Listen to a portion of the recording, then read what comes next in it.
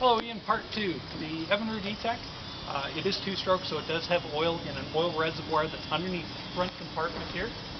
So if you lift the backrest portion up, there's a bottle down below. Now what is in it now is the XD50. So you can run the XD30, which is, I don't recommend. I would run at least the XD50 in it. The XD50 is like a medium grade oil that they run in these. Don't run anything else. Make sure you do use the Evinrude Bombardier stuff. It is important to run it.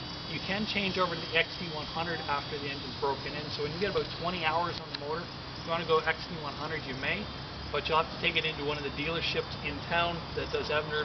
They recalibrate the computer, so it will run the XD100, doesn't use as much oil, smokes less. However, oil does cost more, but it will use less. Okay, so it is running the XD50. The oil then has a primer ball up on the bottle up front. If you want to prime it up, if you're running low with it, you can. It is primed. As long as you keep topping up the oil, you'll never have to prime it again. The fuel on the back, there's a primer ball just the same as the little Tohatsu. When you go to use this one, just prime up the ball in the back and you'll feel it get stiff. That's all you have to do there. And when you come up to the dash, there is no choking, there is no neutral throttle, no nothing. Turn the key to the on position. You'll hear the fuel pump cycle in the back, let it cycle for a second, then turn the key. Once it's running, it's a good idea to let it warm up. It does not have a telltale like the Tohatsu does on the side.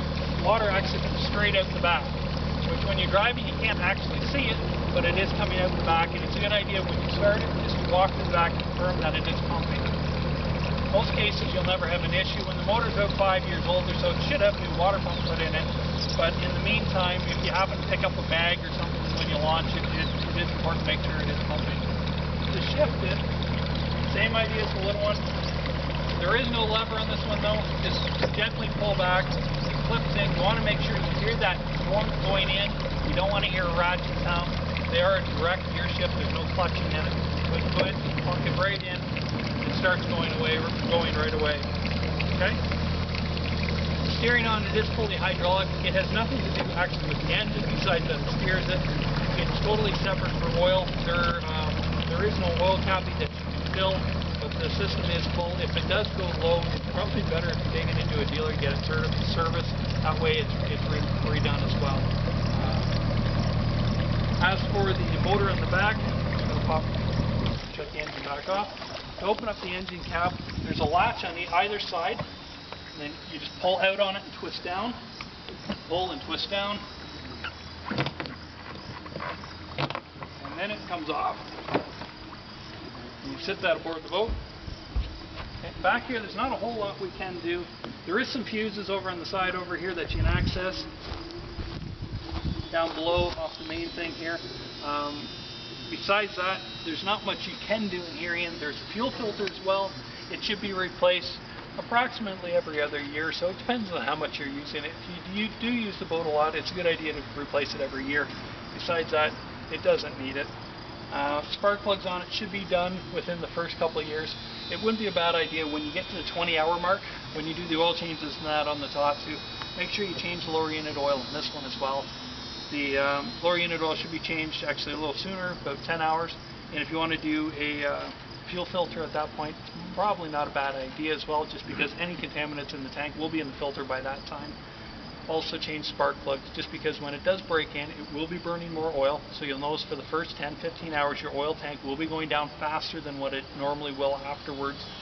It's also going to be fouling up the spark plugs. So it might not be a bad idea when you get 15-20 hours on it, change the spark plugs on this motor.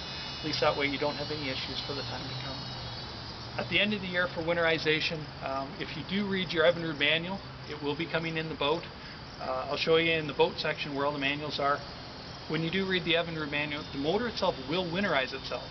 There's a trick that you do on the actual control unit where you put it in neutral throttle and rev it up.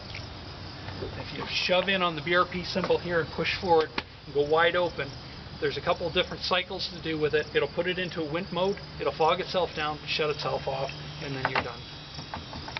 Maintenance on it, really, after the 10-hour mark, you want to make sure you change lower unit oil. When you hit around 20 hours, change fuel filter, change spark plugs. Besides that, drive on. They're a really nice engine. They're well built, well designed, so you're not going to have too many issues. There is a trim button here. that you can trim it up and down. There's also one on the back, right on the side of the engine here, that you can trim it up and down with as well, just to make it a little easier when you're behind the boat.